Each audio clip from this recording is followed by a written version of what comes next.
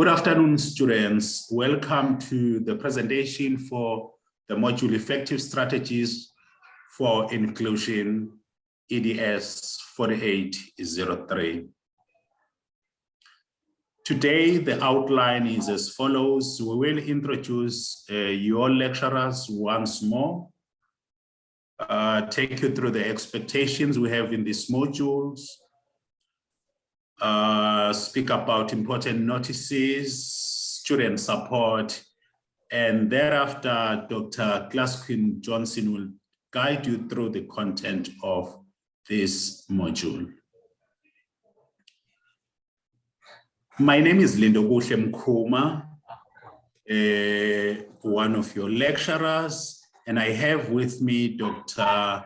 Mary Clasquin-Johnson, who has been on leave. I've reported on my UNISA notices that she is on leave, but she has rejoined us. So whenever you write emails, remember to write to us both so that we can handle everything that you have as your consent quicker and more effectively. Students, we do have expectations. This is a postgraduate module, and as your lecturers, we expect you to be able to study independently, to do critical reading, not just reading and regurgitating facts when you respond to the questions in assignments. We expect you to first familiarize yourself with the learning outcomes of the modules as well as the assessment criteria. We hope that you practice this skill of getting familiar with the outcomes when you were doing assessment number 1, and which was a multiple choice question.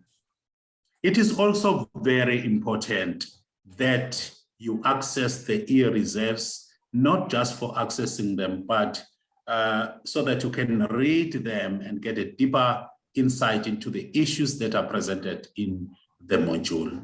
We further expect you as a postgraduate student to write academically.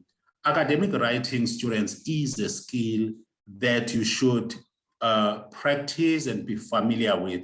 And this is one of the requirements that we have in the postgraduate qualification. Regularly, we post notices on my UNISA, and we expect you to read those notices and do what we advise you to do. Finally, we also expect you to submit your assignments on time and avoid last-minute submission. Remember, we are experiencing load shedding and other issues related to connectivity, so just avoid submitting your assignment during the last date of submission. It is high risk. In addition to this, I want to highlight that as postgraduate student, we further expect you to provide a well-presented assignment, which has got a cover page. Cover page will bear your name, the name of the module, the assignment number, and so forth. And then we also expect you to provide the contents page with the subheadings, and then you write the content of the assignment.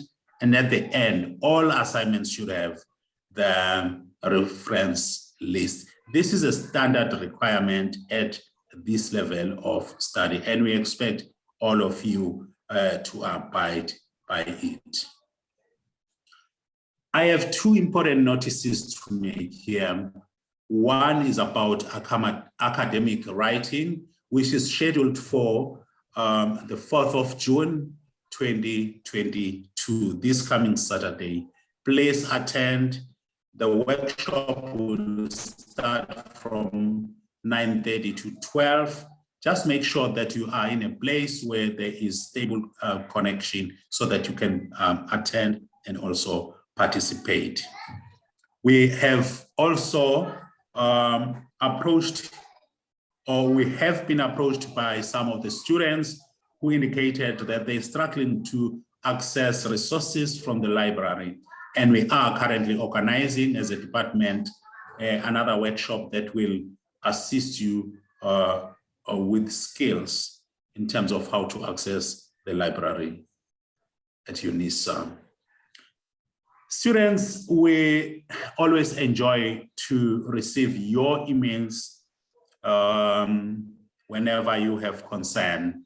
And we therefore wish to emphasize that whenever you have a concern, your first point of contact is your lecturer, that is us, before you can share that issue with anyone else. Although we are largely focused on the content of the module and the module teaching and learning activities, but we encourage you to make us your first point of contact. Whenever you communicate with us, remember to always use my live email address.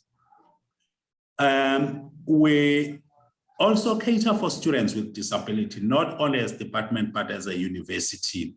There is a disability unit at UNISA. If you read your tutorial letter, it guides you in terms of what to do if you wish to disclose the nature of your impairment and you also wish to get assistance.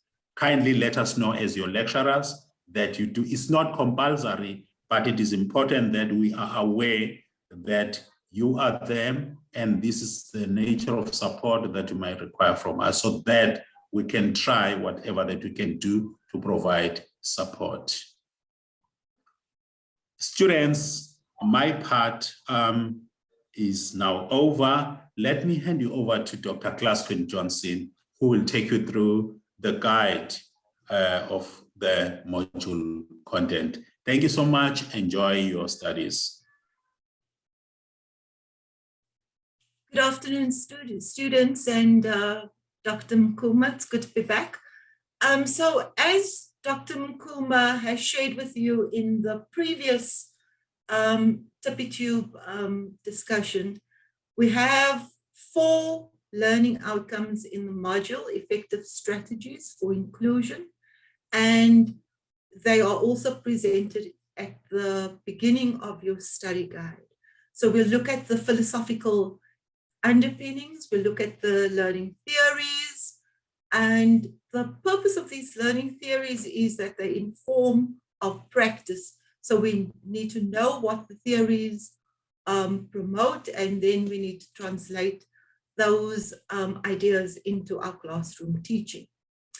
The third outcome relates to your work to design a learning program. This is where you're going to implement curriculum differentiation or adaptation for learners with different conditions.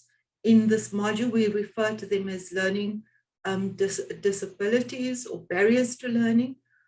And then you're going to assess the applicability of the various teaching strategies. Now, in the exam, we might give you a scenario or a case study or a lesson plan or an adapted curriculum, and you are going to assess whether all the requirements of differentiation have been accommodated. Next slide, please.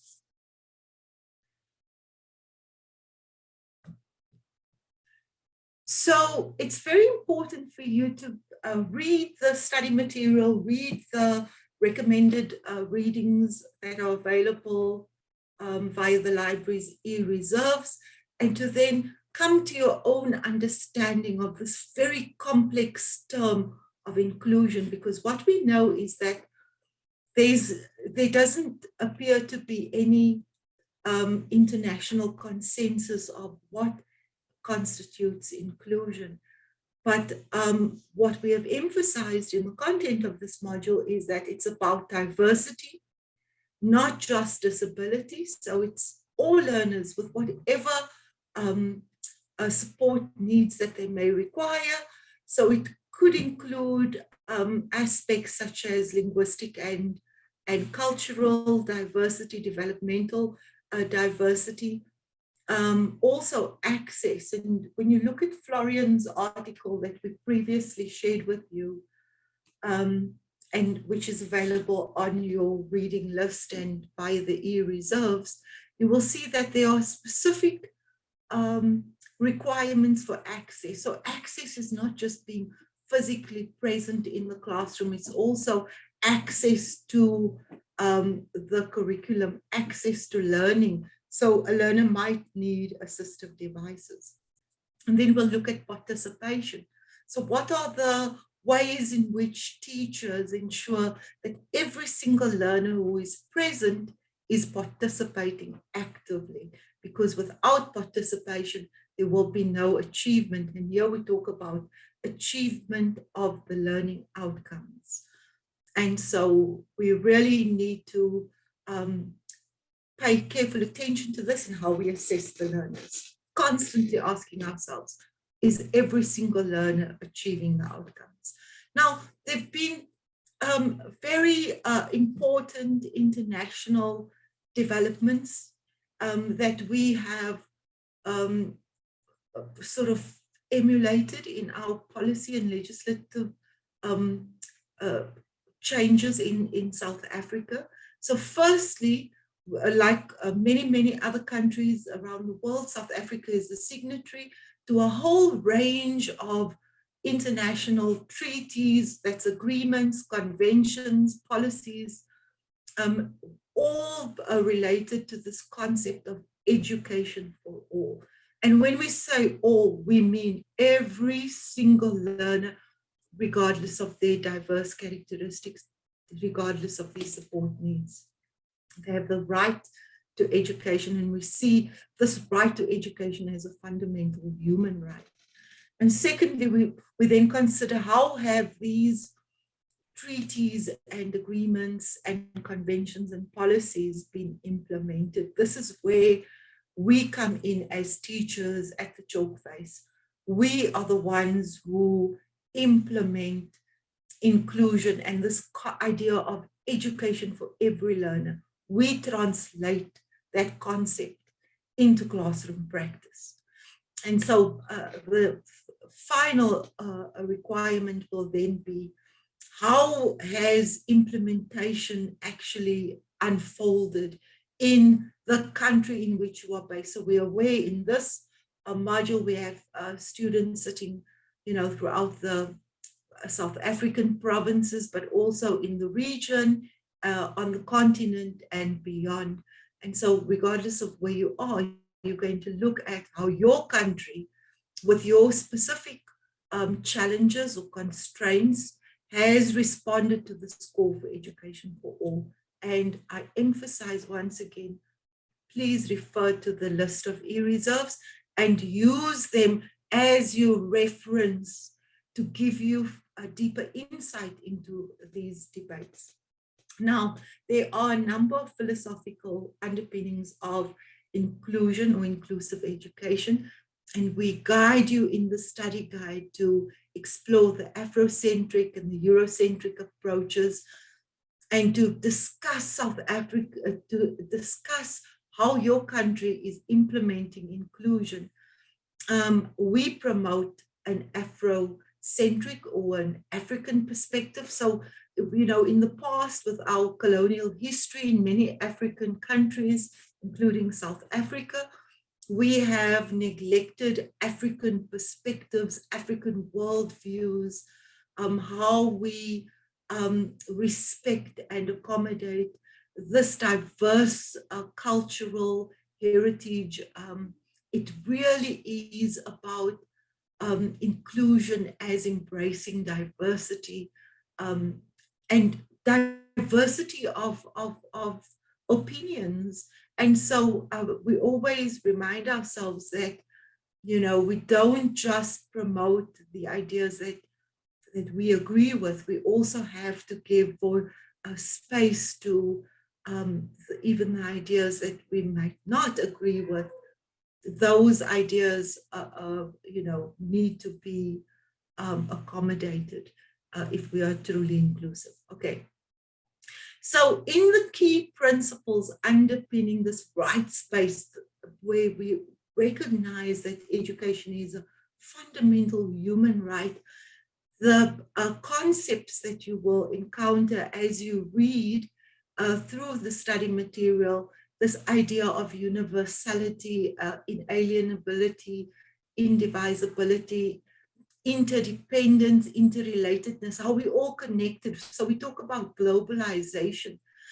And it means that no matter where you are, there's the universal right to everyone, everywhere. So now we have the war in Ukraine, we have so much migration, we have so much economic and social hardship around the globe. And, you know, no matter how countries are struggling, what we're seeing is a huge instability, politically, socially, lots of migration.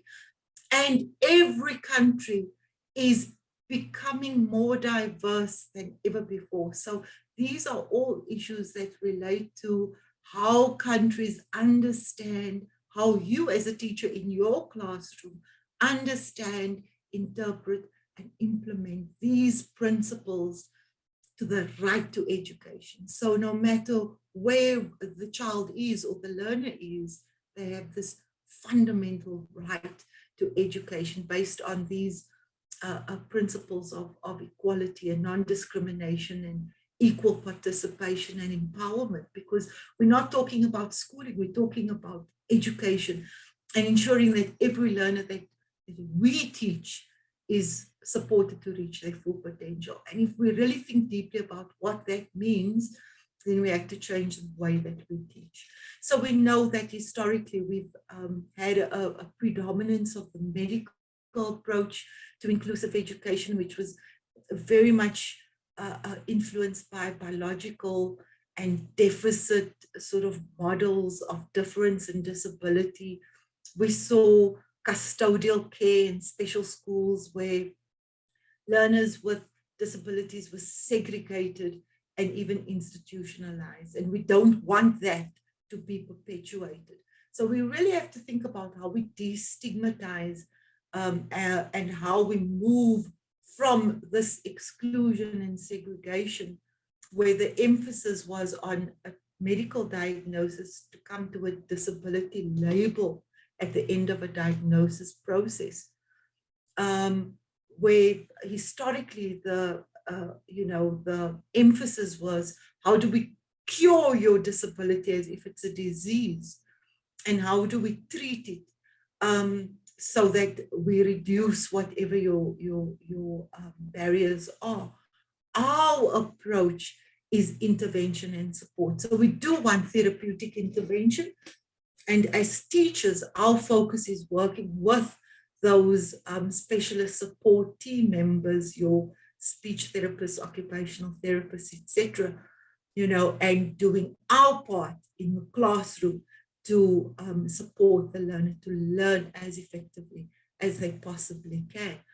And so from a social constructivist perspective, we're looking at how disability is socially constructed, and how through those social constructs we reinforce, we strengthen marginalization rather than inclusion. So what we want to see is giving social support, learning support. If there is no inclusion in the classroom, we cannot expect to see inclusion in the workplace or in society as a whole. And that's where we come in once again as teachers. So we want to see, how the social constructive perspective has changed over time from the concepts of normalization, mainstreaming, integration, and gradually we've moved to inclusion. Each of these concepts means something completely different. So we're not mainstreaming, we're including. And we know that in South Africa, we have 3 kinds of schools. We have the mainstream ordinary school, we have a full service school, and we have special schools. And so the intention is, you support the learner according to their specific individual needs, and inclusion happens on this continuum across our institutions. What we are emphasizing when it comes to Africanization is an Afrocentric approach informed by, African philosophy, African cultural values. We've got this idea of Ubuntu. And we really need to understand what this means for our practice. You know, we know that we have to embrace diversity, but at the same time, we have to redress where there has been historic sort of marginalization. And so when it comes to, you know, Afrocentric worldview, it's very much about understanding this idea. What does it mean that it takes a village to raise a child? What does this mean for our role players within our community-based cultural and religious organizations? What does it mean for how we embrace diversity and provide support to families and children, that they feel that they are part of their communities, that they receive the support they need? And so we really have to become role players within our schools, within our classrooms, within our staff rooms, within our communities, within our faith-based organizations.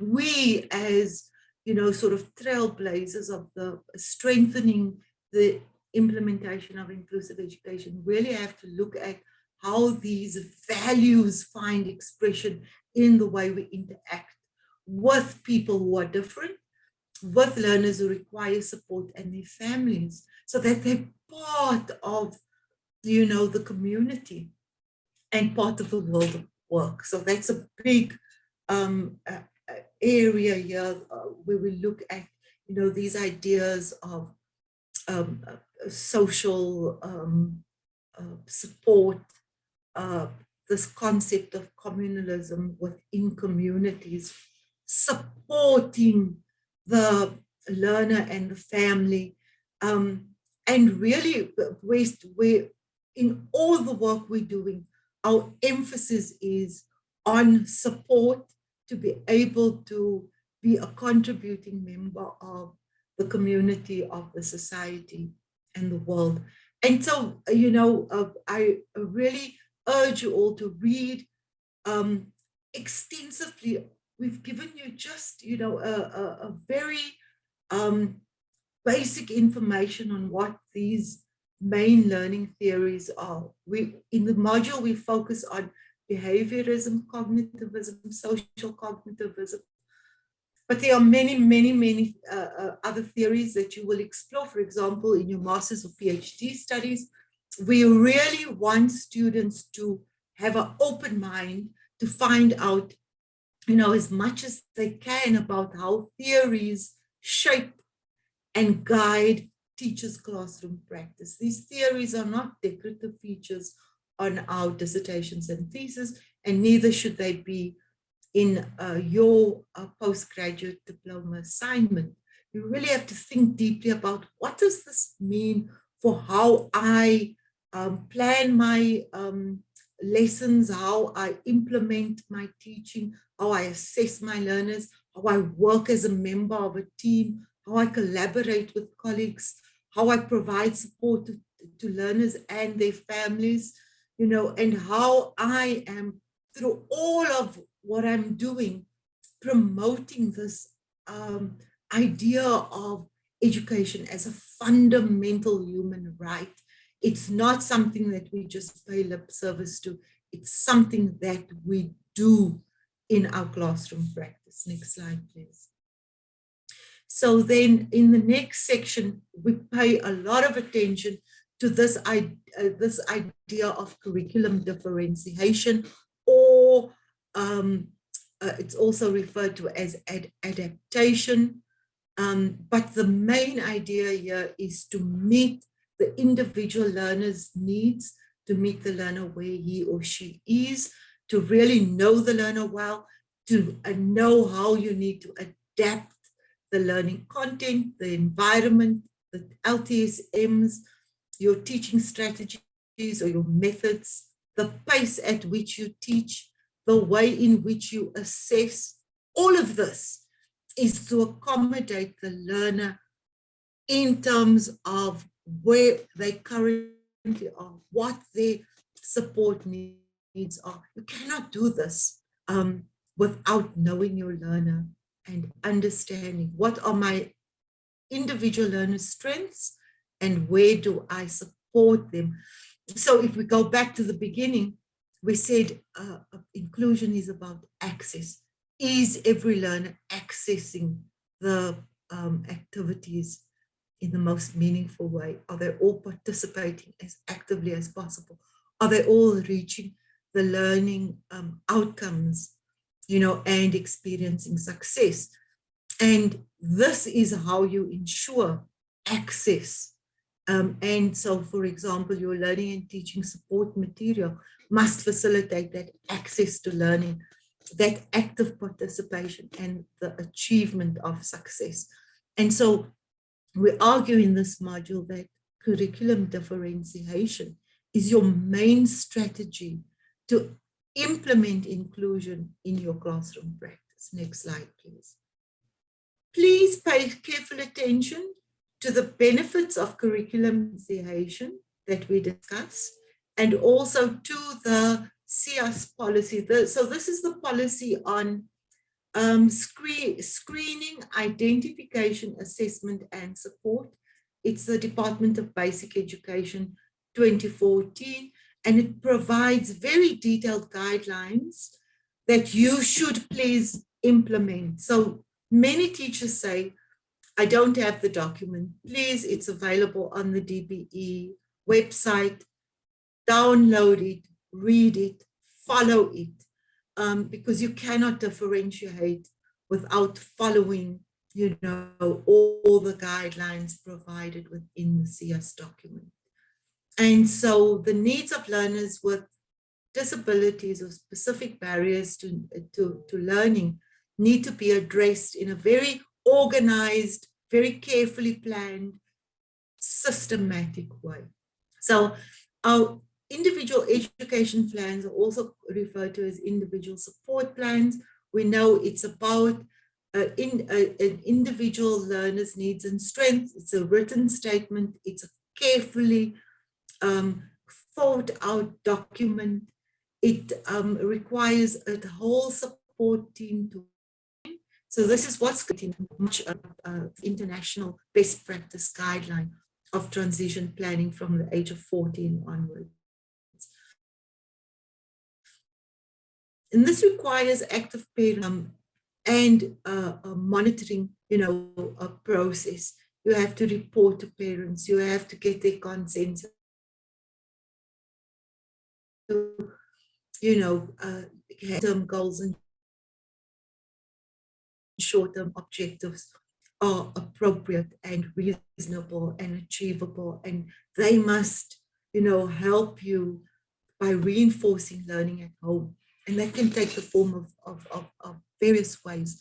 So, you know, within the mainstream school, parents might complain that there's too much homework, but in the special school, there should be some reinforcement and practice opportunities, even if you don't call it homework. You know, parents are partners with us as teachers in this task of educating the children. And so you have to involve them and get their buy-in and build relationships of trust with parents, you know. And this is, we're going to need ongoing communication, where you record what you do, where you reach consensus and you reflect afterwards. Are we, you know, meeting the short-term objectives for each term? At the end of the year, we look back and we say, have we met our long-term goals for the year? But what about the next year? You know, and you constantly reflecting on whether your adaptations are improving learner, or enhancing learners' learning experiences and leading to success of those learning outcomes that you said. So this very close cooperation. We also have to assess our teaching strategies. Yeah, and this whole monitoring is about accountability, right? The department holds us accountable, but we should also, in a team, hold one another accountable, I am accountable for ensuring that all my students are successful. That's all of you in this module.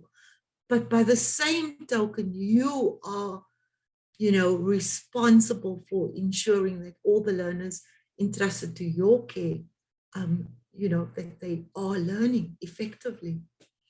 So we look at the roles and responsibility of this learning support team, and we look at the accommodations, the adaptations, the modifications in relation to the learners' assessment results. So have they worked or haven't they? If they haven't, how do we put our heads together as this learning support team and make further accommodations? So when it comes to learners who have barriers to learning and who need this kind of intervention and support, we really need to assess on an ongoing basis. We're not waiting until the end of the term or the end of the year. We have to intervene when we see that adjustments, further modifications are required. And you will know that through your assessment. And so it's all a cycle where assessment informs your next round of curriculum planning. So there's a list of questions that I've provided you with in your study guide of what are the questions you're going to ask when you assess your adapted teaching strategies. And here we might give you a case study or a scenario or an adapted teaching strategy in the exam and ask you, now apply these questions to, make a professional judgment. Have these adapted teaching strategies been effective? And if not, what do we need to change? Thank you. Okay, so the final thing is, in a lot of our studies, we're seeing in our master's and PhD students' work, a lot of, challenges related to the implementation of inclusive education, and here's the list. But for us, the emphasis has to be, how do we overcome these barriers? Because you'll see here, one of the issues is that teachers have negative attitudes towards inclusion, or negative attitudes towards, large class sizes, or the lack of support, or the lack of parental involvement, or the lack of instructional support. But what can we do as teachers, that we move away from lamenting about these things that in some ways we do not have a control over? But how can we overcome some of these barriers, the ones that we can influence, the ones that we do control? Like this idea that inclusion amounts to too much work. Let me tell you that if we understand education and agree that it is a fundamental human right, we will find ways to accommodate every learner entrusted to our care. And we'll have to, be innovative, be creative, work with our colleagues, work together, put our heads together, and find some creative solutions. Thank you very much. I thought we were done. Okay, so in the end here, we're giving you a list of essential features for inclusive classrooms. And each of these, would need to be unpacked. So you've got to look at relationships. Here we're talking about building relationships with your learners, with your colleagues, with learners' parents, with external stakeholders. It's about democratic leadership. So there's features of democratic leadership that we present in study unit 4. Pay attention to them. Once again, we're really grappling that everything we say sounds simple, but we want to see it in practice. And so to translate these ideas into practice is not easy. We, Dr. Mkhuma and I, You know, we have many years of classroom practice between us, and we believe that this is possible. So we wish you all the very best as you strengthen support to all your learners. Thank you.